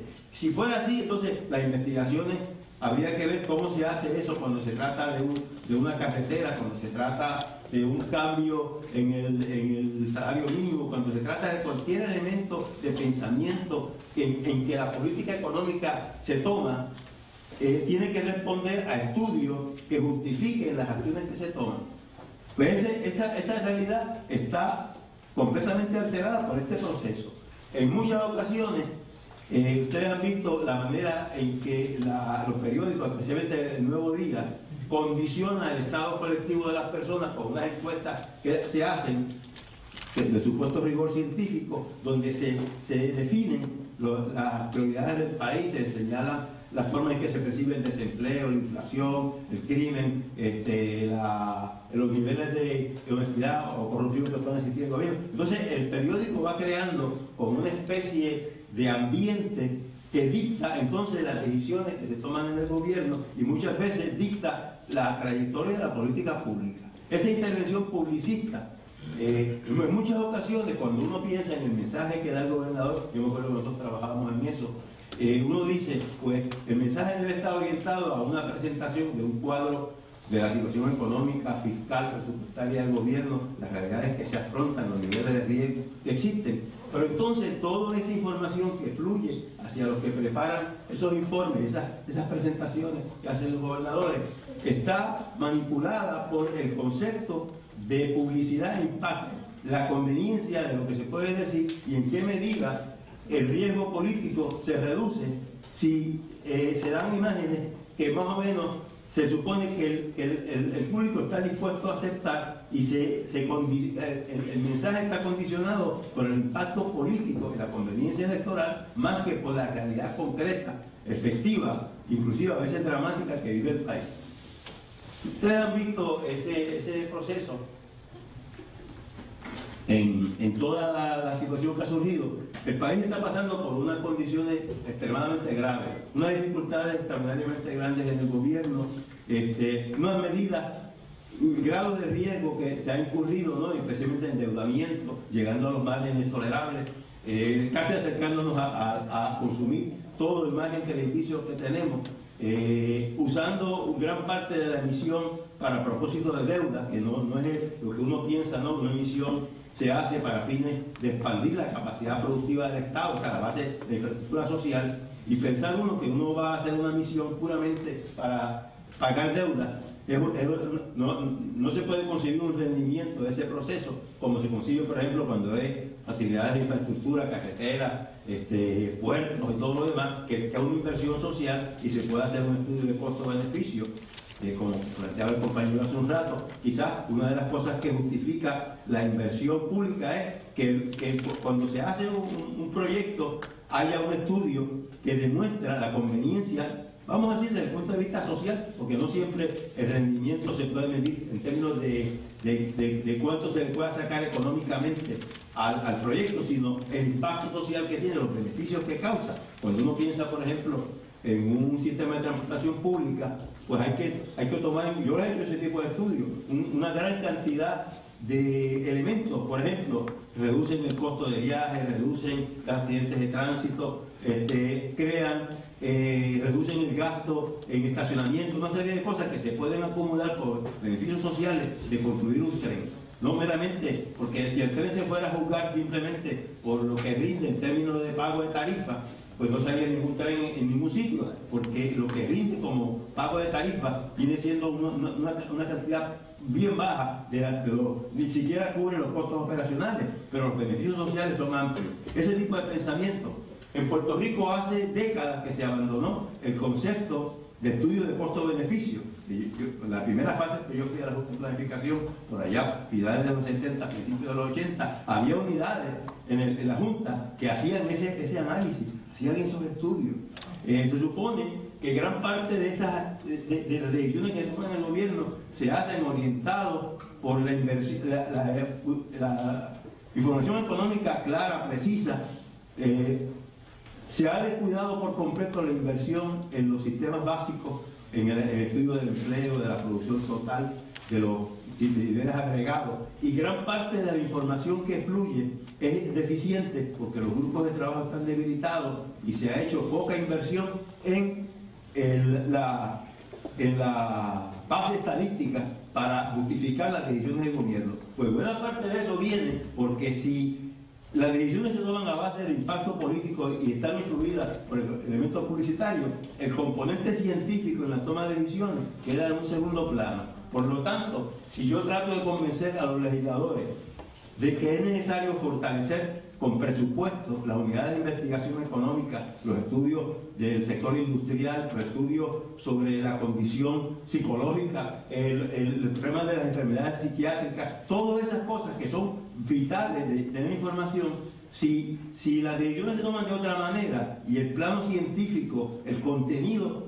no es el elemento principal en las decisiones, eso queda en un segundo plano y pasa entonces lo que Orlando muy bien define como una infausta manipulación, en el sentido de que lo que está orientando las decisiones no es la información de primera mano científica que debería nutrir si se trata de estudios sobre aspectos de la educación de los niños o tratamiento psiquiátrico o problemas de medir la inflación el desempleo, las variables económicas o aspectos sociológicos diversos, lo que está decidiendo, lo que está influyendo en las decisiones no es el fundamento de investigación científica, sino el cálculo probabilístico de impacto que hacen la gente de publicidad, que asesora a los políticos y dicta, hasta cierto punto, como dice Orlando, dicta el gobierno sin tener la responsabilidad directa. Entonces, la comunidad científica se queda marginada a un lado, los estudios demuestran una cosa, las decisiones se toman sobre otras bases. Yo no digo que eso es absolutamente así, porque tiene que haber excepciones, tiene que haber momentos en los cuales se ha evaluado una decisión sobre premisas más científicas, de más contenido, pero la tendencia es a ese proceso que es un proceso sustitutivo. Y por eso, una de las cosas que más me impactó a mí cuando yo fui de la universidad al gobierno fue la poca estima que había en el gobierno sobre la aportación de la universidad como centro de pensamiento. Yo traté siempre de llevarlo cuando yo dirigí, yo traté de llevar a los profesores.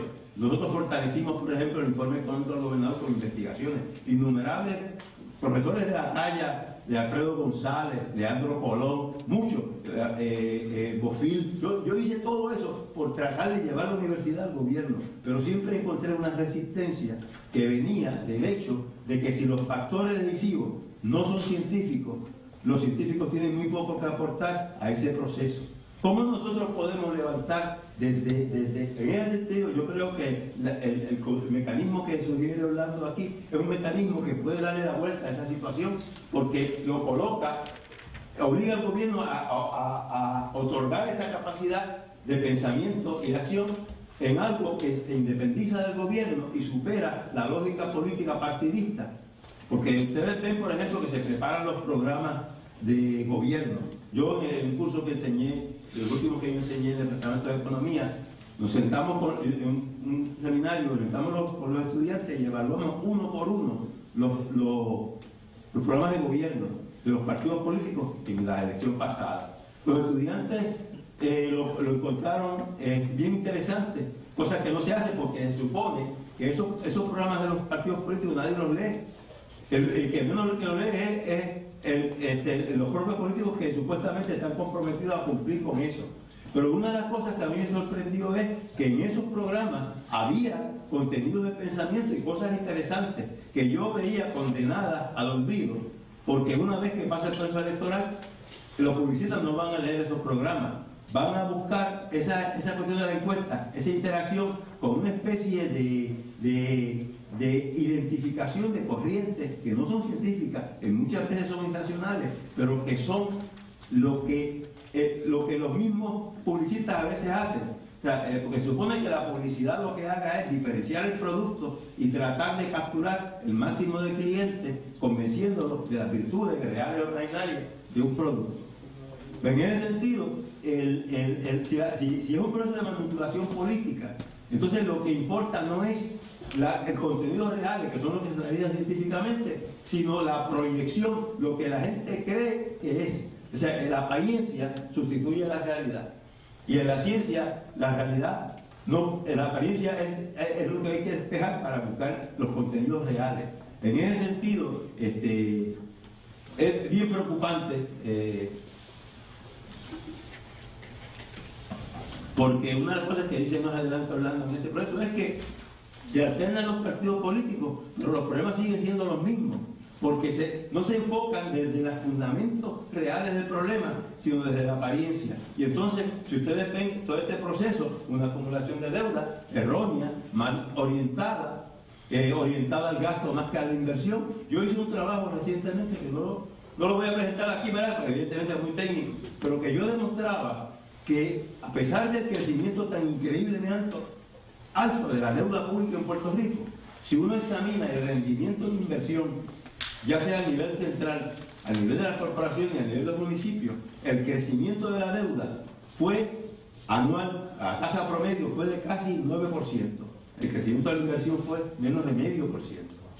Gran parte de la deuda que nosotros nos tiene ahora agarrados así, estrangulados, se eligió para gastar dinero financiando la operación del gobierno para pagar deuda y no para la inversión, que es lo que realmente aumenta la capacidad productiva de la sociedad y se convierte en que tiene rendimiento. Si yo construyo un puente, tengo servicios por 40, 50 años que se derivan de ese puente, pero si yo pago una deuda, el beneficio es puramente inmediato.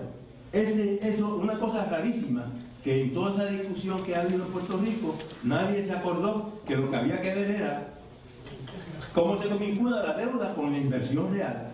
Pues no hay ninguna vinculación. El dinero no se está usando para expandir nuestra capacidad productiva. Y todo eso, si ustedes ven la forma en que se discute, lo superficial, lo aparente, sustituye lo real. El reino de la apariencia es el reino de la publicidad. Y yo creo que el planteamiento que hace Orlando en este libro es sumamente importante. Y yo le agradezco mucho que haya iluminado ese campo tan interesante con su trabajo. Gracias.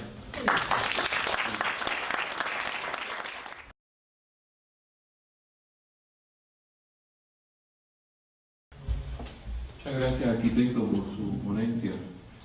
Para hacer un poco de embocadura a la discusión que quisiéramos tener ahora, y cercanos ya a la hora del almuerzo, quisiera hablar de pizzas.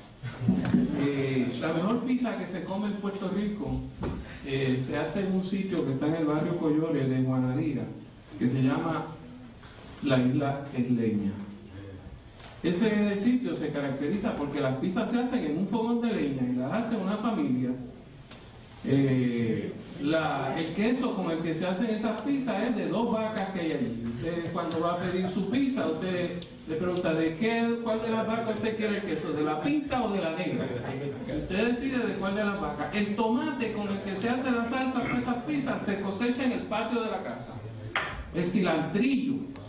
Si usted la pide de chorizo, pues los chorizos son de los puerquitos que crían allí la familia. Y ese proyecto nació sentados papá y mamá con 3 hijos haciendo un sancochito en el fogón de la casa.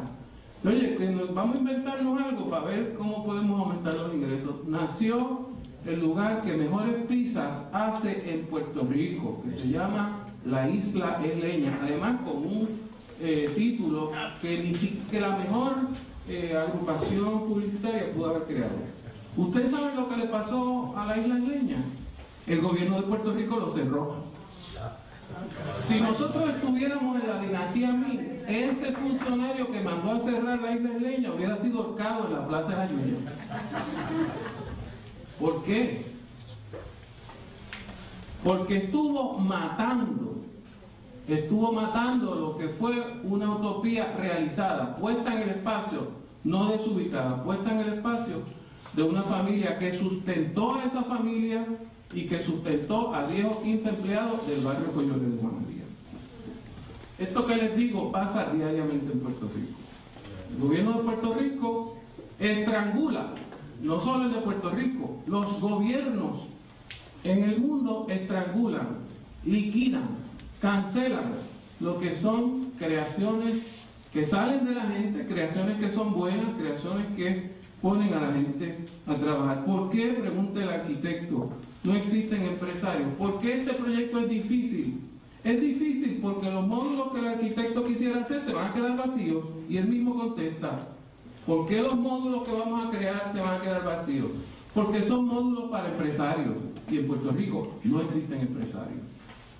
Si yo les digo a ustedes que esta universidad en la que nosotros estamos es un proyecto filantrópico, esta universidad es un Land Grant y fue creada por una ley que hizo el presidente Lincoln en 1862 para darle tierra a los estados, tierras federales a los estados, para que los estados a su vez, con esas tierras, con esos grants, con esas donaciones de tierra, se comprometieran a hacer instituciones educativas, pero no para que se quedaran mamando del biberón del Estado, sino para que esto fuera un head start, para que los estados y los territorios, como éramos y somos los puertorriqueños, sacáramos de ahí, de esa institución novel, para construir una universidad, para construir unos espacios autosustentables, unos espacios que fueran capaces de autosustentarse. Y esta universidad, hasta 1928, cuando desaparece el último canciller Benner,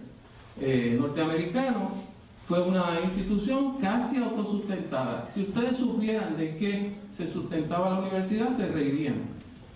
Se sustentaba de la producción de lácteos. Todavía están las ruinas del edificio donde se hacían los lácteos, cruzando aquí la calle, que es el edificio Homer, y en los terrenos donde está este edificio se cultivaban los mejores ñames y yautías de todo Puerto Rico. De hecho, se llamaba la finca. Se vendían ñames, se vendían porcinos, se vendía carne, y eso sustentaba la universidad. Piensen ustedes en crear un proyecto parecido y ahora nos parecería un verdadero sueño. Con estas dos alusiones en mente, quisiéramos abrir el debate, quisiéramos abrir el diálogo. Aquí se han mencionado varias cosas. Primero se ha mencionado el tema de la utopía, a veces positivamente, a veces negativamente. Yo creo que desde la vez anterior, desde la anterior presentación, la utopía se ha visto en términos positivos. La utopía es un género literario y Orlando de la Rosa es un escritor utópico. Eso no lo hace malo, no lo hace una persona despreciable, ni lo hace una persona execrable. Al contrario, los escritores utópicos son personas muy comprometidas con su realidad, que proponen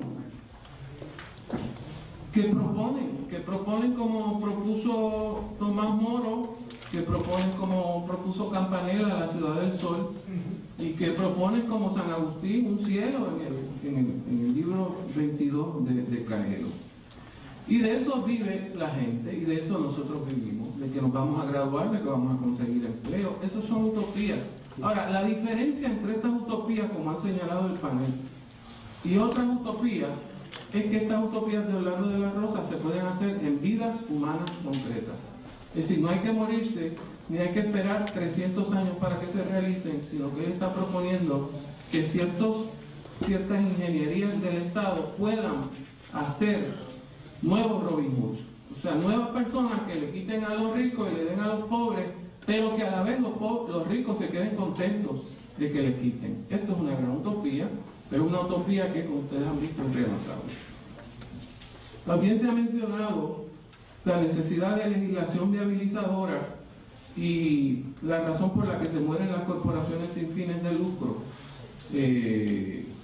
Yo pregunto si esas corporaciones sin fines de lucro duran lo que duran los fondos para los cuales que les dan para crearlas.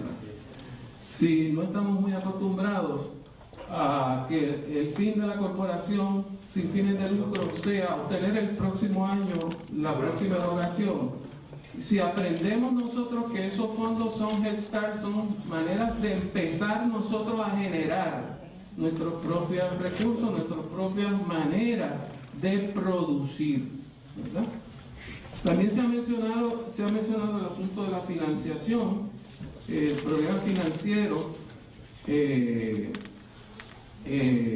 y la realidad, como decía el economista, del convencimiento que hay a partir del libro de la Rosa de que sí es posible que se queden contentos los riquitillos de este mundo cuando se les quita el 10%. Él ha explicado por qué. Quisiéramos que nos diga cómo se puede lograr contentura en Bill Gates quitándole el 10% para dárselo a los pobres. Finalmente, el planificador nos ha hablado de por qué la publicidad es más importante que la academia. Y yo le pregunto si la publicidad y las elecciones en Puerto Rico no son en sí mismas un negocio. Es decir, si el negocio no está precisamente en la elección. Si lo demás, los programas y lo que viene después, bueno, es verdad, importante, pero el guiso, vamos a decirlo así, ya que estamos hablando de pizza, y por la verdad que si el guiso no está precisamente en el acto eleccionario, o sea, en el que vende los templetes, en el que prepara la música, en el que hace la caravana, etcétera, etcétera. Si eso en sí no es una industria, ¿verdad? Y porque esa industria no es necesariamente mala, sino una industria que mueve mucho dinero, que pone a la gente a gozar, que pone a la gente a hacer apuestas, que le da una especie de gozo nacional a los puertorriqueños.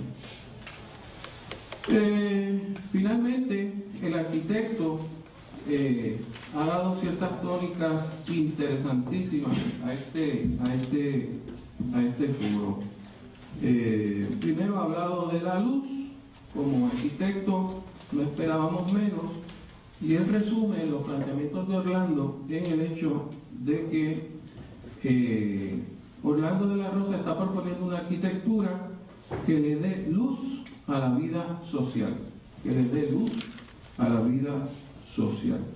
No por menos, una de las mejores y más grandes utopías, la de Campanella, se llama la ciudad del sol, ¿verdad? Y luego su planteamiento indicando el lugar de la llaga puertorriqueña, la falta de espíritu empresarial. Vamos a hacer módulos hermosos, bellísimos, para llenarlos de empresarios en un país donde no hay empresarios. Es decir, ¿qué hace falta para que esos módulos que Orlando de la Rosa está proponiendo se llenen de empresarios? De trabajadores empresarios. Con esto abrimos los comentarios de Sonia. El cuestionamiento que usted plantea, muy bueno por cierto, en el sentido de que las corporaciones sin fines de lucro, si existen en tanto y en cuanto tienen el fondo legislativo, ¿verdad? Y después entonces empiezan nuevamente el próximo año a tratar de conseguir otro. Una particularidad de las empresas de fines de lucro que no se explota, ¿verdad?, a su máximo, es que ellas tienen autorización, una vez que ellas se incorporan, tienen autorización para que ellas generen sus propios ingresos en unas actividades privadas. Y las exenciones contributivas y todos los créditos que tienen no es en función de cómo generan el ingreso, sino qué hacen con el ingreso. O sea, el Estado lo que va a mirar es qué tú haces con el ingreso, no me voy a meter cómo tú lo generas, lo cierto es, ¿verdad?, que pues desafortunadamente, como está todo tan amorfo y está todo tan inconexo, pues obviamente muchas organizaciones sin fines de lucro no conocen inclusive todo lo que los estatutos, el poder de la autoridad que le dan los estatutos, inclusive como yo dije en mi participación, muchas de ellas ni tienen, ni solicitan las exenciones contributivas a las cuales tienen derecho, y obviamente, definitivamente que tiene que haber como una legislación, pienso yo, en donde les enseñen. Yo creo que todos los componentes de las organizaciones de sin fines de lucro deben entrar con una escuela que les enseñe cómo es que van a trabajar esas corporaciones, porque inclusive muchas personas con muy buena voluntad, pero también con mucho desacierto, no saben qué van a hacer, y que esas corporaciones sean ellas autosuficientes con la autogestión que ellas hagan.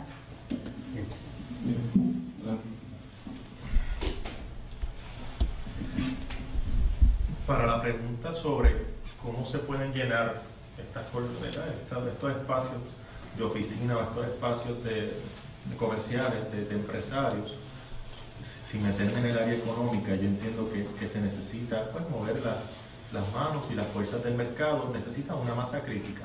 Si tú no tienes personas que pueden comprar, no vas a tener a nadie que quiera venderles algo. Si no tienes una necesidad, pues no vas a tener ese negocio ahí. Entonces mi propuesta concretamente sería sencilla. Vamos a culminar unos proyectos que se comenzaron y que no se explotaron al máximo, como lo es el que había hablado el doctor del tren. El primer lugar donde se deben de poner estas estructuras son alrededor de las estaciones del tren. ¿Por qué? Porque para poder lograr esto necesitamos acceso. Ahora mismo las viviendas necesitan ser accesibles, y el accesible desde la vivienda, no un tren donde necesito un carro para llegar, para después llegar a un sitio donde necesito un carro para moverme a mi trabajo. Eso evidentemente no funciona, pero es que es un proyecto incompleto que pretendía que la densificación ocurriera posterior a la creación del tren, cuando normalmente los trenes llegan cuando hay una densidad que puede utilizar.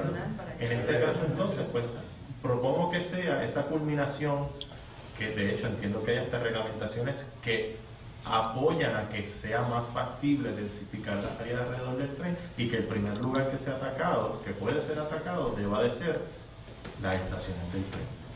Tan sencillo como eso. A mí me interesa hacer un planteamiento en la cuestión de los partidos políticos. Se supone que los partidos políticos además de la dimensión de acción movilizadora, apoyo y todo lo demás, jueguen un papel de educación, que haya educación política. Eso se ha abandonado por completo, porque la publicidad está orientada a la manipulación de las opiniones de las personas, no a educarlos sobre los componentes y los planteamientos que hacen los partidos. Y eso ha invadido a todo el mundo. O sea, yo recuerdo haber trabajado en los programas de gobierno del Partido Independentista en una época bien remota. Y nosotros, yo me acuerdo que en una ocasión, cuando el gobierno, el Banco Popular decidió publicar los programas de los partidos, el texto acabó siendo como de 400 páginas, de las cuales 360 eran el programa del Partido Independentista puertorriqueño, que en esa época creía en la educación política. También lo abandonó, ha caído en la misma lógica. Cuando uno piensa en un proceso democrático, se supone que el programa de gobierno de un partido sea un compromiso social con el electorado que se va a ejecutar, que se va a poner en práctica en el gobierno. Entonces, yo en varias ocasiones he señalado tal o cual aspecto de lo que se está presentando se vincula con lo que el partido, ahora en el gobierno, señaló en su programa. Nadie pone eso como que no es lógico pensar que un partido implante los propósitos con que se comprometió con el electorado. Hay un divorcio total y empieza una dinámica de transformación, de cambio, de toma de decisiones que se desvincula de los propósitos electorales y de los planes que ese partido definió en las elecciones. Y por eso entonces entra el efecto de improvisación, de vinculación total, porque no hay compromiso moral entre el que está ejerciendo el gobierno y un planteamiento que hizo en su inicio por el cual votó el electorado. Quiere decir que el vínculo del proceso democrático se rompe. La gente eligió a este partido para que ejecutara un plan y ese partido abandona el plan y hace otra cosa. Entonces, ¿cuál es la legitimidad democrática que se puede definir? Muy pobre, o ninguna. Y en ese sentido, entonces viene un proceso, en la crítica que se hace al gobierno, los partidos de oposición empiezan a plantear y a señalar las cosas que harían distintas a lo que está haciendo este. Pero básicamente, cuando llegan al poder, hay un elemento de homogeneidad en los propósitos, porque todo eso que se supone que fuera una acción de oposición que se va a poner en la práctica cuando cae el gobierno, porque aquí hay una especie de alternancia, ¿no? La gente castiga al incompetente de ahora con un incompetente que va a venir y tratando de corregir lo que este distorsionó, y entonces acaba distorsionando lo que este corrigió, y es una cadena perpetua. O sea que yo creo que en el proceso que señala Orlando de manipulación está virtualmente la destrucción de los fundamentos de la democracia.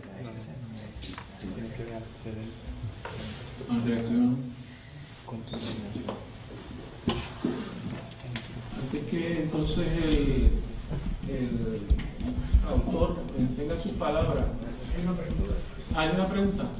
Sí, Sí, adelante. yo tengo una pregunta, y es que aparte del asunto de la publicidad,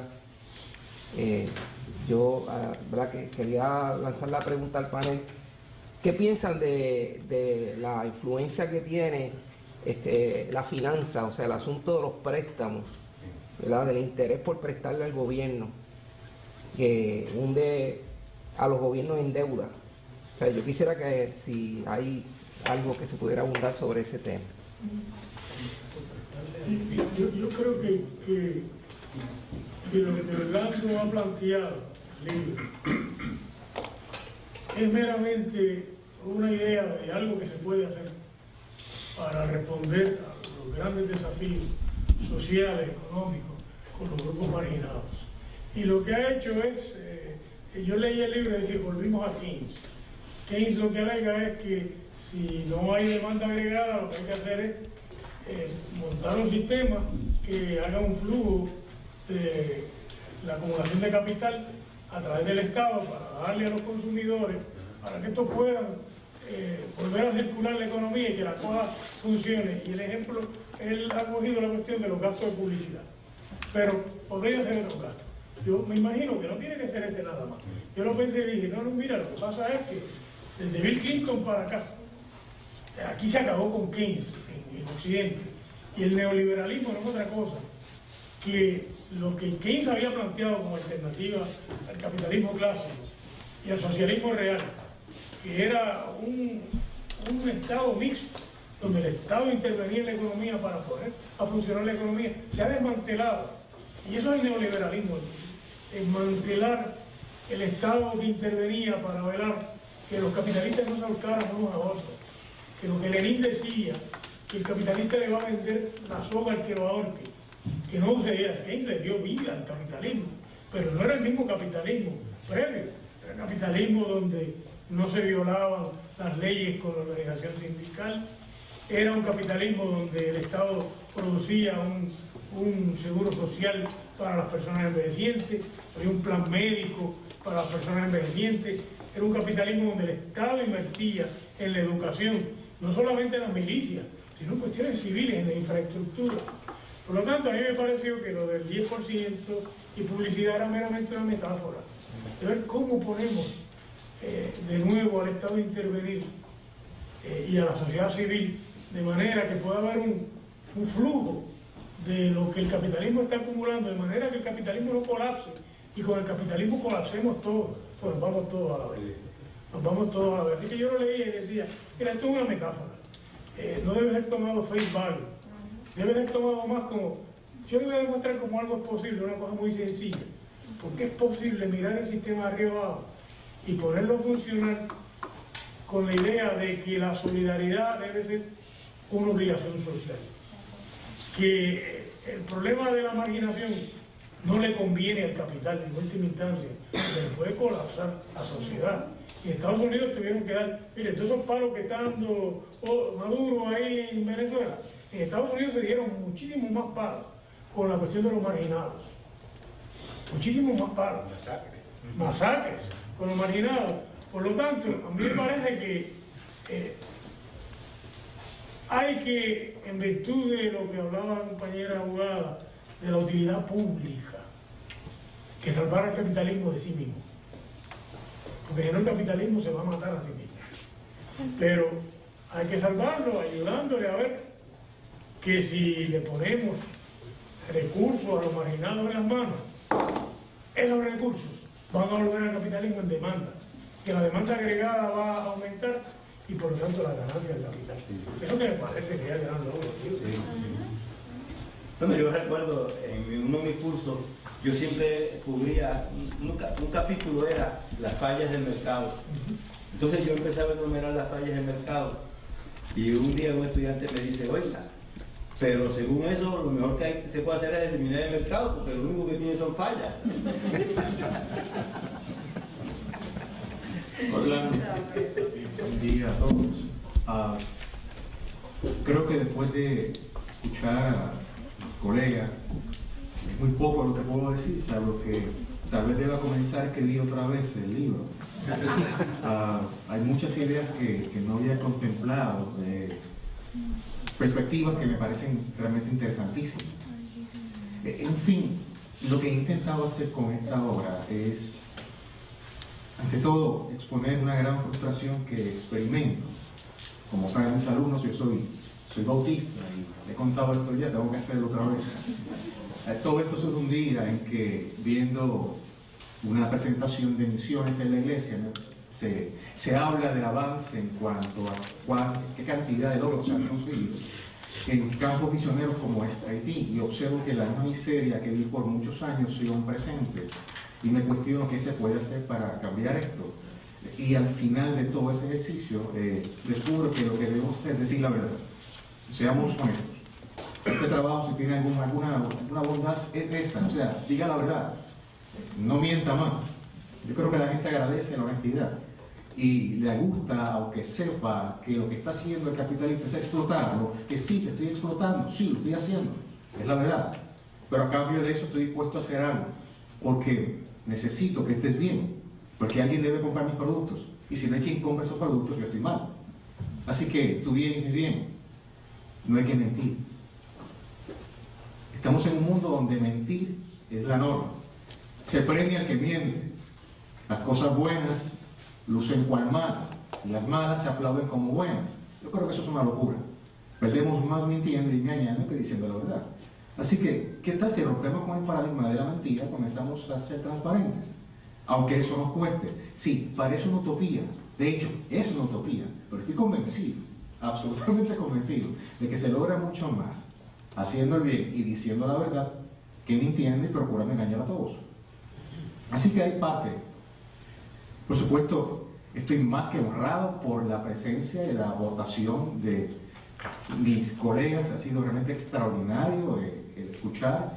Y hay muchas cosas que definitivamente no había considerado cuando comencé a trabajar la obra, que ahora ciertamente estoy consciente de ellas. Definitivamente hay que regresar a hacer revisiones.